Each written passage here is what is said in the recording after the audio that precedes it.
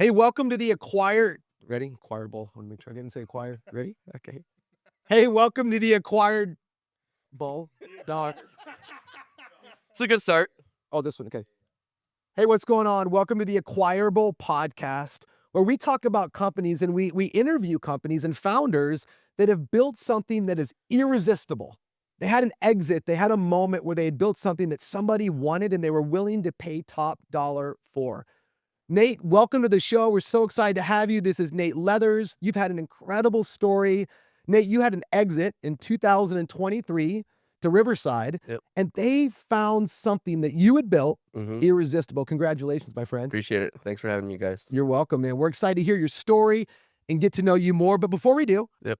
how do you guys know each other? Yeah, so I was the investment banker on the deal when we sold Greenguard Services to Clintar at the time. Now they're called Yep. Eversmith, owned by Riverside Company. Mm-hmm. And Nate and I met through Vistage. His chair was Scott Skillman, who's a good friend of mine, good friend of Nate's Yep. forever.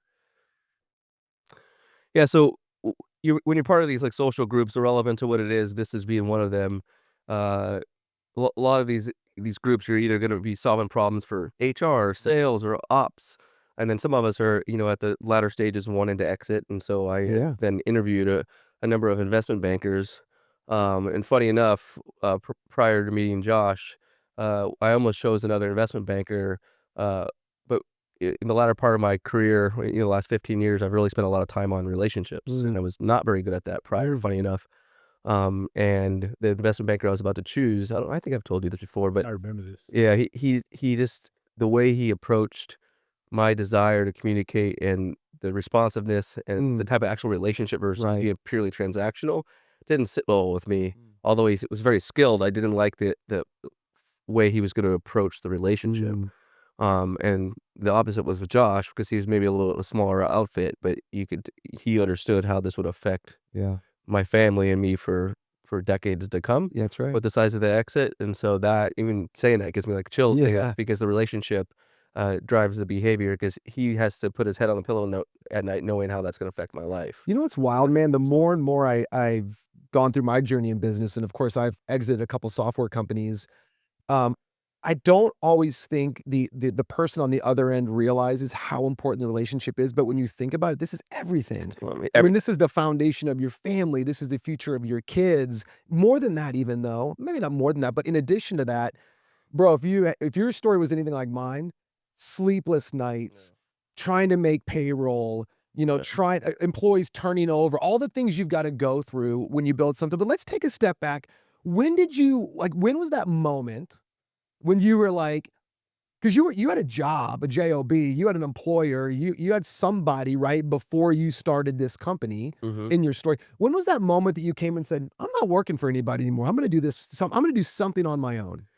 I mean, that really goes back a little bit further to, I was born in San Diego and not the greatest of areas of Claremont, and my father worked at TJ at the time. We're not of Mexican descent, but that's the job he had, fixing Greyhound racetrack electrical scoreboards. No way. And making, very little money, considering he worked in TJ.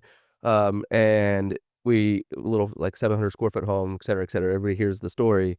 And then he leveled up to a point to maybe, I think the most he ever made in his life was 110 grand, which, 30 years ago was respectable, but not a ton of money. And he worked very, very hard and, commuted an hour a day to work each way. Wow. And then as I started seeing that in high school, I'm like, this is not the fucking life I want to live. So you knew in high school, you were like, wait a minute, I don't know how I'm going to get to a place where I am my own boss. The only ceiling I'm going to have is the ceiling I hit. Yeah. But in high school, you were already having those feelings. Yeah. Yes. Definitely in high school, I started having those feelings, but I also knew I had to start, learning skill sets to be able to be an entrepreneur. So, I always joke around about this, but even we drove past my first job today, which was Circle K. No way. And I showed my personal assistant Zach this, and I told him I wanted to be the best stalker. That was in the district. I wanted to be the best at whatever I did, so I could learn. And I learned a lot from even doing that, because I learned inventory management and cash handling and all that stuff, even when I was 16. Right, and every job thereafter taught me a certain skill set that I could implement into these businesses that I owned. And then, to go back to your question about when I learned that, there's a family history of addiction and some family history of some challenges that we have in my family, and even my wife's family now. And so that led to my interest in longevity, but it also led to my interest that I'm not going to want to work till I'm 50 or 60. And let's just hope that my health's good enough the last 10 years of the golden years of your life Right. that maybe will be good or won't be good.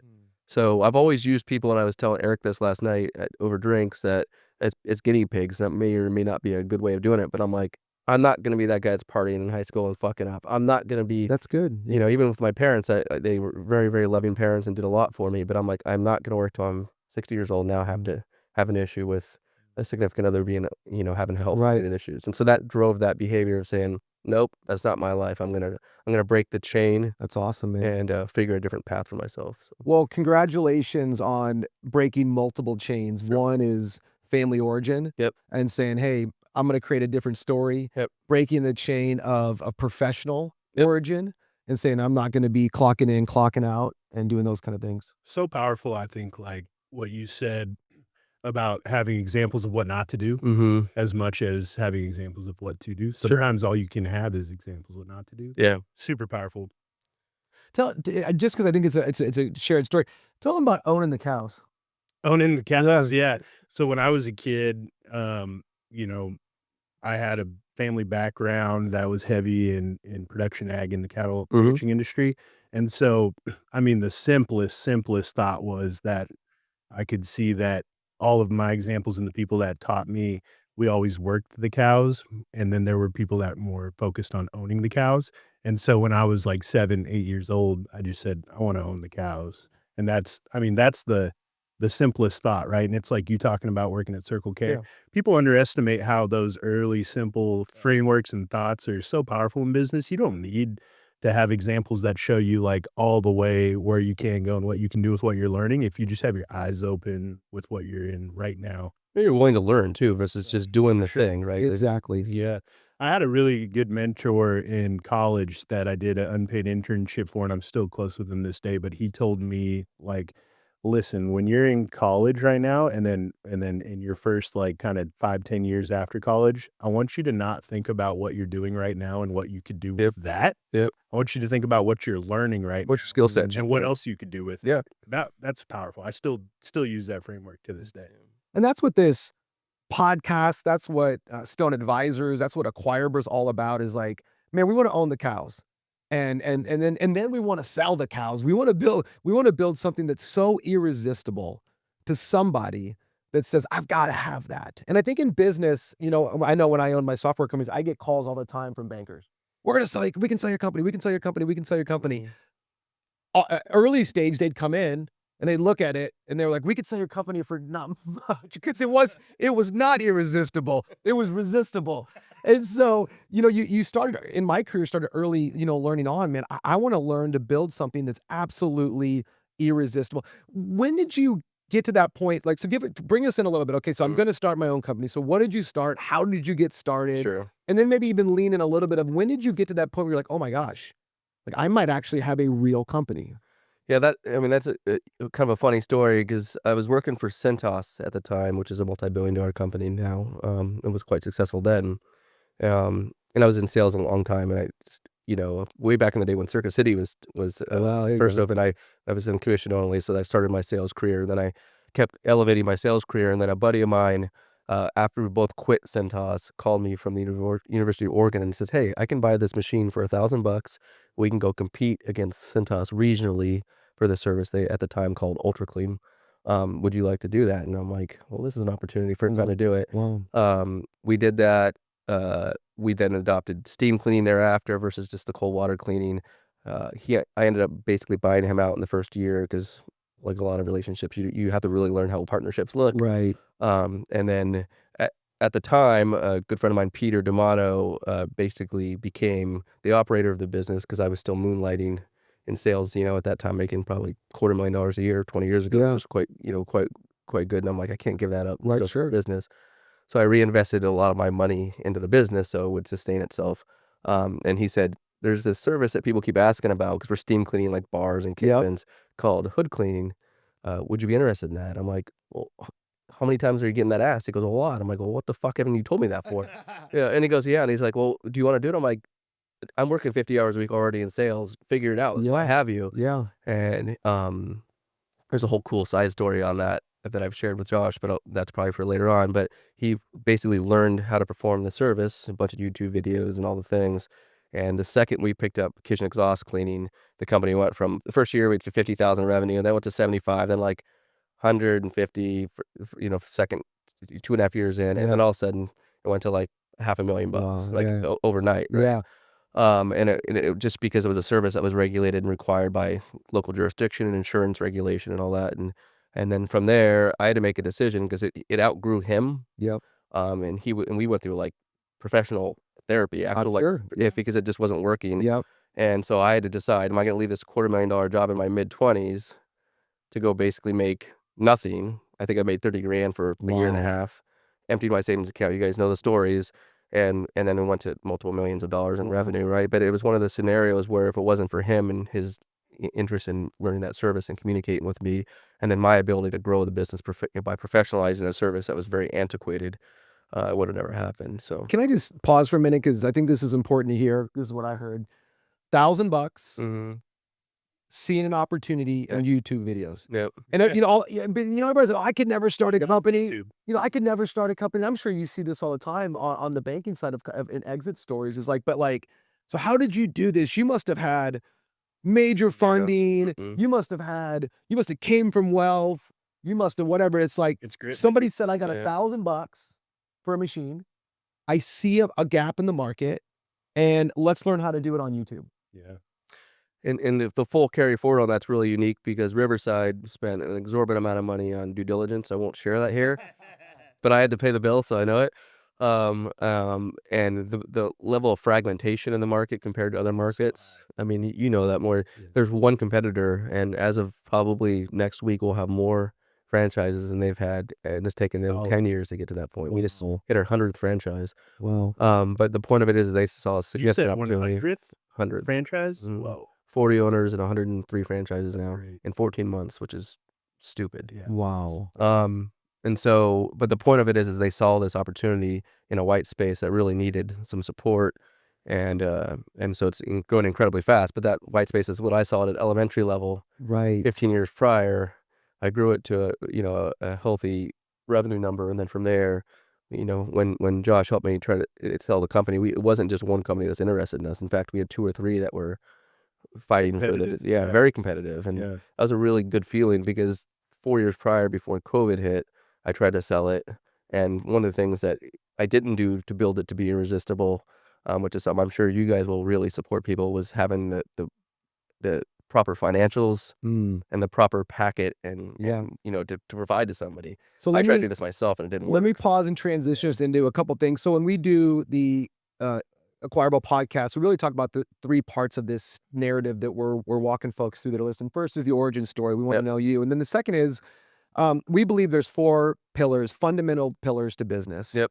And then we end with the exit story, which I want you guys to share more about. But the 4 fundamentals of pillars of business are efficiencies, financial, culture, and scale. And when something's irresistible, a business comes in and says, man, you guys are efficient and clean and you run well. Your financials are put together. There's no hidden, warts or dents in the hood. There is a culture here that we can take and build with. And there is a scalable model. And so just briefly, I kind of want to walk through some of these things, whether you had them or didn't have them, or whether you learned them or didn't have them. I mean, just ask these questions. What are some of the things you learned about efficiencies and making this business efficient along the way? It's funny you bring that up because that's literally partly why Riverside bought us and gave us probably a better multiple than an average professional service environment. I became a Six Sigma black belt a number of years ago, and so and there's that. Yeah, there's that. One of the things that I became very good at is process and procedure and SOPs. And while owning Greenguard, I opened up a flight school, 3 gyms, credit card processing, apparel business, et cetera, et cetera. And it's predominantly because it could run based on not Nathan, but the processes and procedures that were developed within the business that weren't just by me, but by the team, and then executed appropriately, right? And so efficiencies is a direct predication to ensuring that you execute on process and procedure, right? Yeah. And most small businesses have a real challenge for that. You know, a mechanic can do a really good job, you know, working on the car, but are they going to give you the proper administrative support? Are they going to do all the right things? Can they make sure that they can have the right production rate, et cetera? And so we had a lot of that data to be able to become efficient because I looked at things more globally.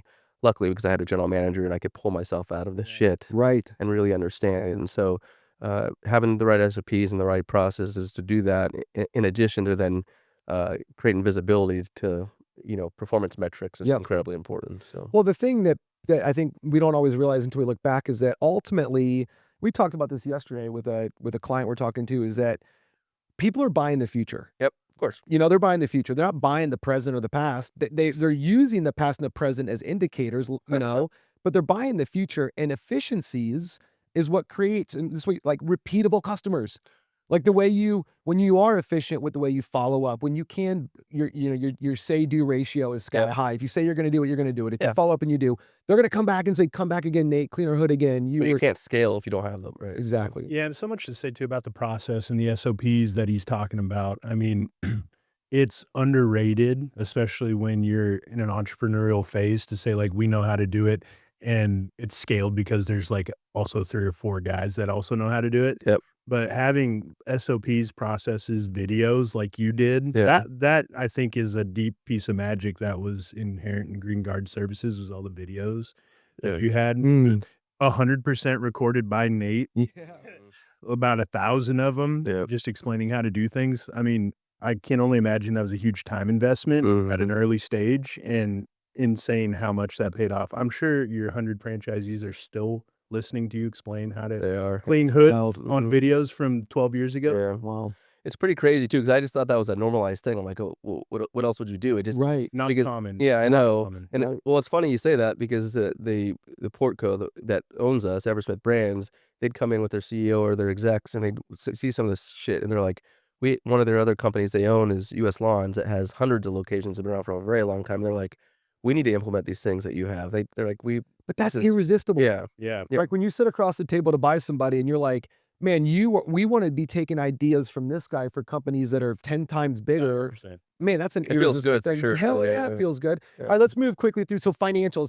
Tell us something. Let's flip this a little bit. Tell us something that caught you off guard when it came to the financials. Maybe when they're in due diligence and you were like, oh my gosh, like I wish I would have known. There wasn't too much with Josh, but when I was trying to sell it myself the first time, there's a lot, and like a lot of smaller business owners, they use them as lifestyle businesses. Yep. And you know, for people that don't know what that is, it's basically running the majority of your personal expenses through it. Right. And you know, as long as you can justify them as a business Sure. expense, it helps with the tax, right? And we didn't do a real good job at quantifying that, and then my CPA had made a few mistakes and bookkeeping on how to classify things, so that they didn't match up right when it came to the quality of earnings, which is Yep. a whole other animal. So what Josh did incredibly well with his team when he helped sell it was basically he ran me through due diligence prior to even putting it for sale, so Wow. that things were cleaned up before. So if there's questions, he already had the answers to them. That's awesome. So preemptively made sure that things were clean before, which Like is- why, for example, why are we spending like $15,000 a year at Farmer Boys? What is Farmer Boy? What is Farmer it Boy? was a restaurant 2 doors down. Don't judge me. That's amazing. Josh, talk to us a little bit about quality of So good. earnings. And when we talk about a company that's irresistible, like let's double tap on that for a minute. Yeah, look, I always say, like, when you sell a company, you got to sell it to the CEO of the buyer. You got to sell it to the board. You got to sell it also to their lawyers and their accountants and their tax advisors and the environmental consultants. There's, I mean, so many people. It's not infrequent that a buyer will have like 100 people on their team looking at your deal. Yeah. And so a quality of earnings is the financial diligence piece of that. And it's insane. I mean, if you've been through an audit or something like that and thought that that was a heavy lift, I mean, this is 50 times more than that. And so they're going to look at everything. They're going to look by transaction. They're going to pull up your credit card statements. They're going to try to understand every expense. And it's all fair. I'm not saying this like it shouldn't be done. It's very fair because they're trying to understand the cost structure of the business. They're trying to understand unit economics. And it's all from a kind of accountant's point of view in this part of diligence. So, I mean, it's one of the biggest lifts, I'd say, for entrepreneurial companies and middle market companies, even because it's not intuitive. Especially for lifestyle businesses, because Yeah. owners run so much through, and so when you're adding that back into the EBITDA if it's based off of an EBITDA number. They're gonna want to prove it. They're gonna want to show me that that's really not an expense we're gonna have to incur again, right? And I joke about farmer boys, but that really was a due diligence issue. Was like, yeah, they would have so much about our M&E. yeah, it was like, is this for Cruz or is this for Nate? And we're like, well, does Nate look like he eats farmer boys? So, that's about all the proof we can. Yeah, provide. exactly. Yeah. Yeah. So it's just so deep. I mean, we've spent literally multiple hours on the phone multiple times asking about individual credit card, and this guy's way more patient than me, and I'm like, I'm gonna kill some, Yeah. literally kill somebody. And a few times I'm like, Josh, I need a day or two off because it's but it's just obviously when you're dealing with private equity versus like a individual buyer, it's just gonna be a lot more of a heavy lift as well, right? Yeah, which is Traditionally. who, like you want to deal with the sophisticated buyers and Mhm. and they're just going to require that. It's not even them necessarily, it's even their backers, their money guys who are going to require it. It's just table stakes. And do you find that is there a blend between I really want to know and also kind of like trying to get a lower exit, or is it really just straight up compliance or financial? Yeah, I mean, I won't say that it's never about trying to find something. It's all about the quality of earnings actors out there, and I'd say the most professional quality of earnings providers are really just trying to prove out the business model and have it be defensible. I mean, I've done so many deals that I've seen the opposite. It's rare. It is rare in this industry, but you see sometimes quality of earnings providers where they consider it a win if they can find things that can help justify a lower price. The thing with those, if you have a competitive environment like we did, Keep them straight. I don't think that's important because you can just ask for another quarter point on the multiple, and then whatever they just proved is Yeah. made up for it. Yeah. So let's cruise through a couple of these other ones real quick. Culture. I mean, so certainly in a business like yours, I would assume there was fairly high turnover. It was tough to keep people in the game. How did you keep a sticky culture? And maybe what are some of the things that drove you mad about trying to keep a sticky culture? It's funny you say that. I don't want to make this too long, but I was an absolute terrible leader 10, 15 years ago. Like horrific. I thought people should be like me. And I'm like, well, that's not fair. That it took me forever to understand that. I lost a lot of really good people because I was an asshole, and I'm just like expected people to answer 11 o'clock at night and work fast, and it took me longer than it should have to understand that behavior. And when I finally, and I had a professional consultant for a long time, the guy that also helped exit Peter and all that, and he really just challenged me to think differently. As I started understanding the relationship piece I talked about, both external and internal with employees, it really started understanding that you have to adapt to what's important to the person, not what's important to me. That's good. And so what I did with that is I realized that just because I didn't give a shit about free food doesn't mean that employees didn't care about free food. And so again, what wasn't important to me is not what was Right. So we implemented a ton of retention tools in the business, such as every Friday we would do full barbecue, and we would be out there barbecuing with music and give them a full barbecue for free. At their 1 year mark, they would get Beats headphones or an iPad. At 3 years, they got a cruise. At 5 years, they got a Vegas trip. Yeah. It's ironic until once I learned that, and then we had a bunch of other the cleaners would get promoted every 3 months because I learned that lower wage earning, the light at the end of the tunnel had to be much shorter That's interesting. because they have a limiting belief internally with themselves that they're not worthy, Wow. and nobody's ever pat them on the back and said, Right. "Hey, Yeah. you're good. You're a good human," because they more likely have had some other lower wage earning jobs at 7-Eleven. One of the guys that's still with me today at 12 years worked there. How many times do you think owner of 7-Eleven said he was doing a good job? Yeah. Never. And where was the promotion? There was nowhere to go. So the promotion was titles, which good. they would create confidence and shit talking among each other. Yes. Titles. We made them kind of a military focus because of where we were, and then we also then gave them gifts like, you know, polo shirts and custom Nike shoes and watches and things like that. I And think then the top income. reward was like a cruise, wasn't Yeah, it? it was a cruise. And so Yeah. we would do that. And so every 3 to 4 months, they get promoted. And so they'd look forward to that, which psychologically that's made them cool. commit to us. That's great. And so we had a decently high turnover the first month, but that was generally a predication of our decision because they would overpromise their abilities to either sleep at night and be safe or in the morning to be safe.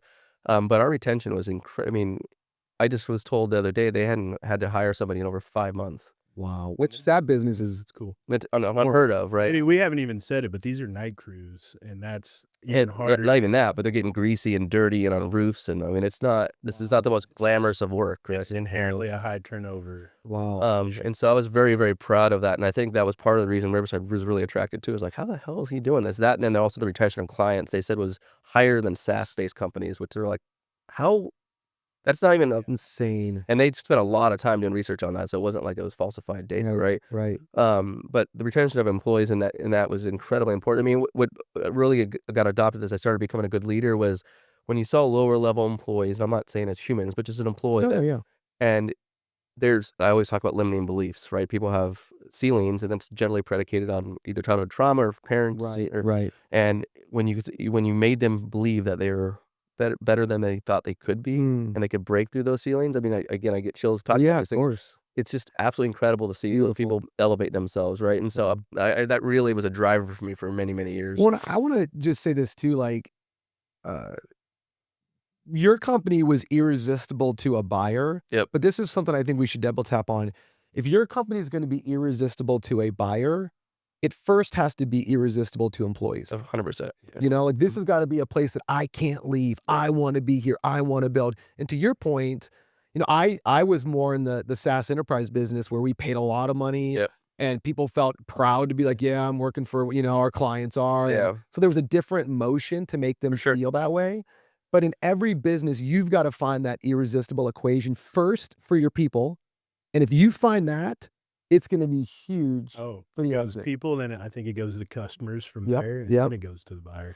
I think at the end of the day, though, people work for their boss. They don't work for the company most of the time, right? I mean, there's exceptions to that. You can say you work for Google and Apple, but at a certain point, that wears off pretty quickly. Yeah, but you know what, dude? I So- got a couple buddies that work Microsoft, Cisco, Apple, and they still, when I talk to them, they talk about the first name CEO like they're friends. That's my point. Yeah, and you're like, bro, you work at Microsoft. You don't know him. You've Yeah. never met him. You're talking to me like you're homies. Yeah. So I think to your point, it really, it's true. I mean, people quit. Yeah, they quit their bosses. They don't quit their jobs necessarily most of the time. And so I spent a lot of time with my staff making sure that when these guys come in at night when they're done cleaning, put your hand on their shoulder and say, "How's your kid? Yeah. Is your dog? I know he was sick. Is he okay now?" Like, Yeah. focus on that first. Make sure you actually care about them as a human. And people have a really hard. When I used to speak at colleges a lot pre-COVID, I would have a room of 50 to 100 students, and I say, and I'd ask them how many have goals, how many have them written down, how many publicize them, all that. Then I say on top of that, how many of you have received one-on-ones or feedback from your boss in the last 6 months? It would go from like goals. 90% of them have goals, and all the way down to like maybe 10% of them would publicize it or have them written down. And then how many of them have received one-on-ones? It's maybe 5% of the entire. Exactly. And it's just because they just don't understand, that's just a lack of leadership that Yeah. exists these days. And so, Yep. and then no wonder it's like even restaurants. Restaurants are horrific with that. Well, Yeah. but they're just going to leave me. Well, maybe they'll If kill you tell them like that, themselves, definitely. All right. or they'll kill themselves while they work for you until they elevate themselves. Yeah. But like, and so it's just, I think it's just something that is a kind of an ignorant approach for leadership these days that people tend to misstep on. So. Yeah. Well, hey, let's talk about real quick, just scalable. And then I want to spend, I know we're going to be short on time here, so I want to spend a little bit of time on the exit. But what was it that you learned about creating something scalable and repeatable? Like what made customers call you and say, keep coming back. We want to keep using you. Oh, you should meet my friend. Like, how did you create a scalable business? We talked earlier about the fact that you learn things from every different company you work for. Mhm. One of the ones I worked for, Cintas, and you don't fix something that's not broken. So I just utilized some of their philosophies, and what they did is they had contracts for clients. And so as one of the first things I did day one was had contracts which the industry didn't have. So Oh, wow. it took some coaching through our customers to be able to accept that.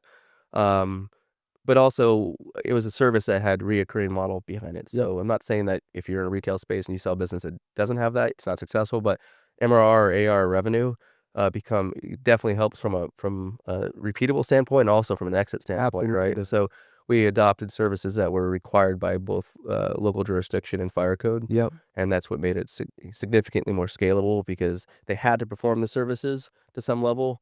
And they wanted to have at the end of the day, gross revenues of a restaurant, we were at 1 to 1.5% of their gross revenues. So if we were even 30 or 40 basis points higher, it wasn't fundamentally going to change the business.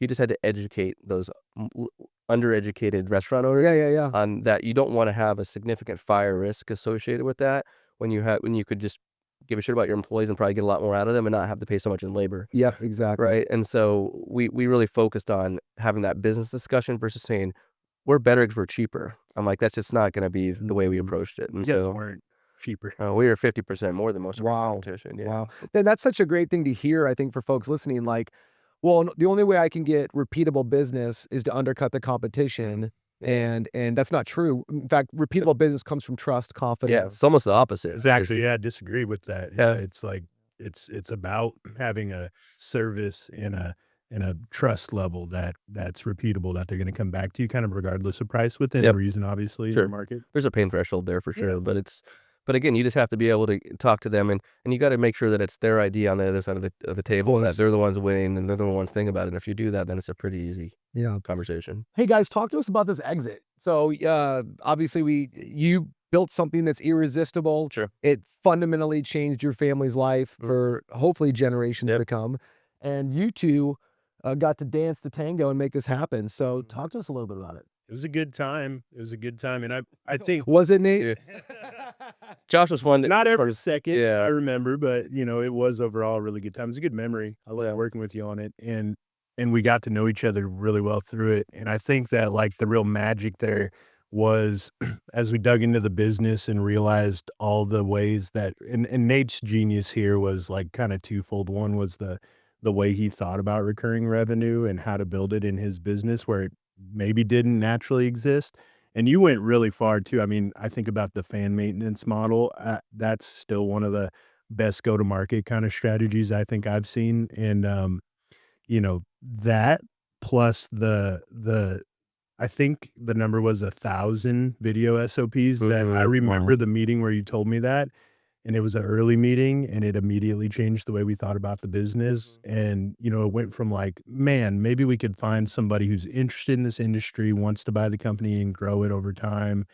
Or maybe we find somebody already in the business where they just don't have this geography to this is franchisable. And I remember that before we ever talked to Riverside, we had that conversation internally about that. And I've known Riverside for years and I knew what they did at Neighborly, which was a residential services platform, but we talked to them not knowing that they were actually looking to build a commercial services platform that was franchised as well. Yeah, I can tell you, and I don't know if you remember this, but I was fairly against the franchise model initially because I was a franchisee of a couple gyms, and that franchisor was a very bad person, and it didn't grow and had a lot of problems. And so I'm like, if we do this, they better take care of my employees, they better take care of the franchisees, and they better do this the right way because my legacy is if people want to have the opportunity that I've had, they gotta have the right support, right? That marriage between franchising and franchisor is incredibly important. So yeah, and I'd say there's just also knowing Riverside, I felt comfortable exactly representing that they're good people and by and large, like they are a very impressive firm and culturally being as big as they are, they've allowed it to bleed through the whole company. And, I felt pretty good that like knowing the people I knew, they're having the experiences that I had that they would do it. They'd also done it already in residential services. I thought with the exit too, one of the things that it was probably a little of a sales pitch initially with Josh, but I also, as I got to know him as a person, I tried to show as much humility as I could when it came to a lot of the trauma that I went through in the business, and the impact this is going to leave on my family. And I wanted him to really understand that this is far more than a paycheck for both of us, and so he could really be very involved in the sale more emotionally just as much as it is fiscally. Right? So let me ask this question to you guys both. I have two questions for you as we finish out today. The first one is this. Sum it up. What made, from your perspective and your perspective, your business irresistible on the exit? And the second thing is, I want to hear from each of you one thing that you would say to somebody who is building a business that wants it to be irresistible and wants to have an exit. So first question, what made your business, in your opinion, what made it irresistible? I mean, I was able to develop with a lot of support from the team an entire package. The financials were clean. We had a ton of SOPs, as Josh has referenced a few times, and they were executed and used. The values that we created within the business weren't just put on walls, but we lived and died by them. And then we had an incredibly decent culture when it came to everybody being a big family and wanting to win together. That's cool. I think that entire package made it irresistible, but it requires a significant amount of effort and emotional input to be able to do that. But if you go in with the right ethical behaviors and Yeah, intentions, I think there's a lot of opportunity for people. that's cool. What do you think? From you're on the banker side, you're Yeah. trying to close a deal. What made it irresistible? I mean, he had the 4 pillars and they were all there.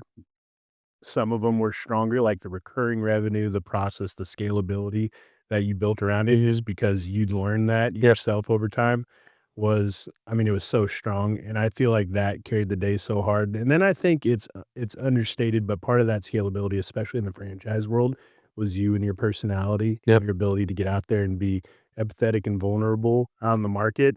I think that's not knowing the franchise world like you do now, but Yeah. I think that's so important to selling franchisees. I know a real quick story, because I know we're running out of time, that I appreciate about Josh is because I'm kind of a firecracker and can spark off a lot of times.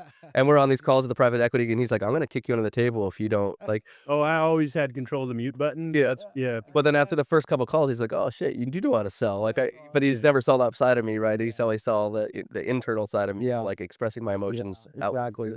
So real quick, 30 seconds, one piece of advice you'd give to somebody who wants to build an irresistible company.